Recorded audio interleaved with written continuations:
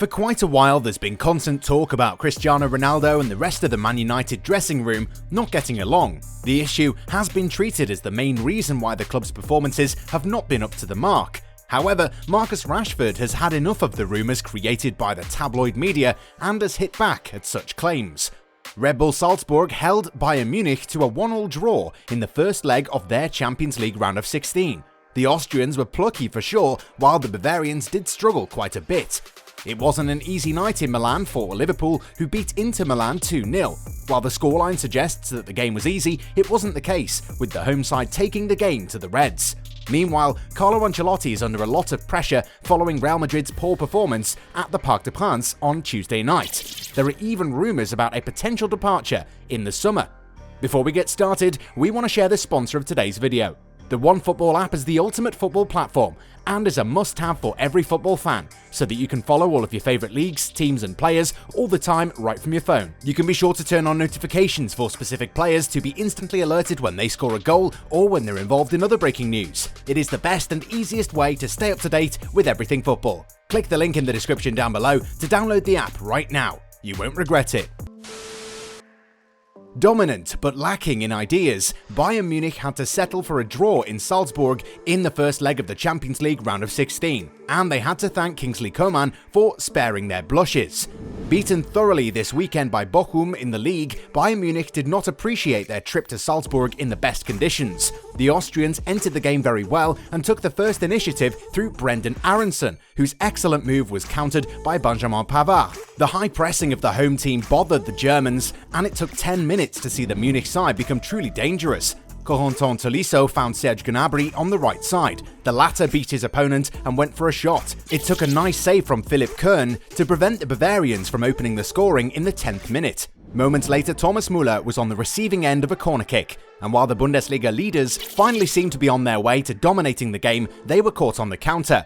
Mohamed Kamara launched Karim Adeyemi deep on the right side. The German international crossed for Aronson, who passed the ball to Chukwuebuike Adamu on his left. With a well-placed cross shot, Sven Ulreich, who was replacing the injured Manuel Neuer, had no chance. The American international Aronson had another chance a few minutes later, but this time stumbled on Ulreich, who showed great reflexes.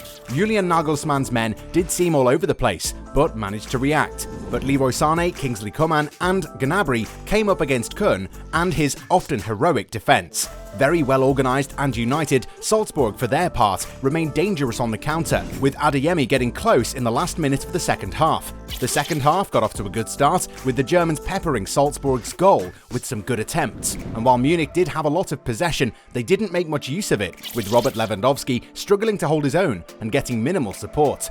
Kern kept on defying Coman and the rest with some brave bits of goalkeeping. Eventually, Coman took advantage of a long ball from Pavard to finally end the home side's resistance. However, the Bavarian Giants need to raise their level if they want to navigate past what was a really talented Salzburg side. Mohamed Salah, Sadio Mane, Diogo Jota, Roberto Firmino and now Luis Diaz. The Liverpool attack is something to be proud of. And this Wednesday evening in Milan against Inter in the round of 16 first leg of the Champions League, we expected to see these artists shine brightly. While Firmino and Salah scored the 2 goals in a 2-0 win, it was other players who shone brighter. Virgil van Dijk and Ibrahima Konate, to name a few, indeed had a very solid game, to the delight of Jurgen Klopp, who acknowledged their defensive efforts. We defended really well, and we had to achieve that. Without defence, it is impossible to win these kinds of matches. Against their attackers, we had to do our best. Perisic put us in difficulty, but defensively we were very good. We invest a lot in players who know how to defend well. The Reds did suffer a little against the reigning Italian champions, but after scoring twice in the last quarter of the game, they have a great chance of going through to the next round of the competition. Konate's name has to be mentioned because the Frenchman has settled in nicely in the starting 11 and is likely to be a mainstay of the defence for years. Criticised after Real Madrid's poor performance at the Parc des Princes in the round of 16 first leg in the Champions League, Carlo Ancelotti is already in the eye of the storm. A departure this summer is even squarely considered by Florentino Perez. Decidedly, PSG did not really enjoy much success under Carlo Ancelotti. The last time he appeared in the Parisian enclosure was in September 2017. That day, the Italian coach saw 3-0 defeat at the hands of Bayern Munich. This humiliation precipitated the fate of the Italian tactician, who was dismissed the very next day. Back on Tuesday in a stadium that was once his, he again experienced a complicated evening, which could eventually have the same consequences as in Bavaria. Beaten 1-0 by PSG as the manager of Real Madrid in the Champions League round of 16 first leg, Ancelotti was the target of the Spanish media the next morning. They blame him for the very cautious tactics and a certain wait-and-see attitude during a meeting where his team was dominated in every way imaginable. Ancelotti will definitely be in discussion ahead of the second leg. An unfavourable outcome of this second confrontation against PSG could even already seal his fate.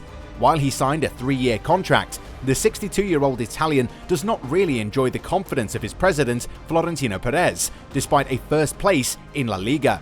This is what Sport reported on Wednesday, explaining that the presence of the aging coach would even be a hindrance in bringing in stars like Mbappe and Haaland. In other words, the 3-time winner of the Champions League, 2003, 2007 with AC Milan and 2014 with Real Madrid, is no longer a coach of his time.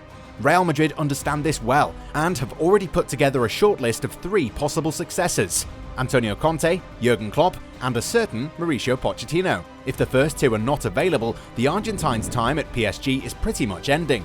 His name has been linked with Manchester United, but Real Madrid's interest in him could change everything. It appears that Marcus Rashford has not taken kindly to reports suggesting that there's unrest involving veteran star Cristiano Ronaldo in the dressing room. Ralf Rangnick's men have experienced quite a difficult campaign so far and have been scrutinised for their dull displays. A 2-0 win over Brighton on Tuesday night lifted the mood a little bit, but it appears that Ronaldo wants to lead the dressing room all by himself. This is what has been suggested by journalists in Germany. It has been said that Rashford and the other English players such as Harry Maguire and Luke Shaw do not like Ronaldo's attitude and his eagerness to become a dressing room leader. However, Rashford has had enough of such rumours and decided to set the record straight through social media. "Are we just making it up as we go along now then?" wrote the England international. The forward then asked people to stop blowing things out of proportion. The journalist who blew the whistle is none other than renowned Sport Bild journalist Christian Falk. The German columnist responded to Rashford's tweet by writing, "Not true, and you know it." In all honesty, the Man United dressing room is definitely divided in 2 camps, the Harry Maguire camp and the Ronaldo camp. Now, we don't need to start talking about who's in the camp, but if this is really the case, then these players should be ashamed of themselves, especially Harry Maguire, who might have cost the club €80 million or so, but is playing like a toddler. These days, the England international is probably the easiest player you can dribble past. If you're a player who's lacking in motivation and going through a rough patch, a game against Maguire is probably the best way to tackle your problems.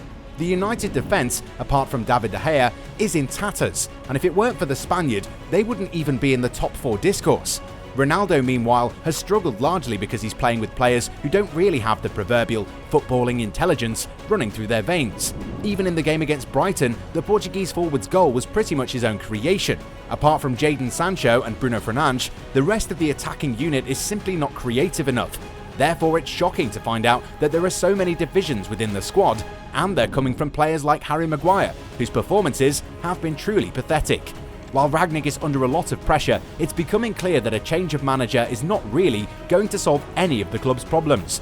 Most of these problems are attitude related, and perhaps a manager who's not scared of making bold decisions is what the club needs.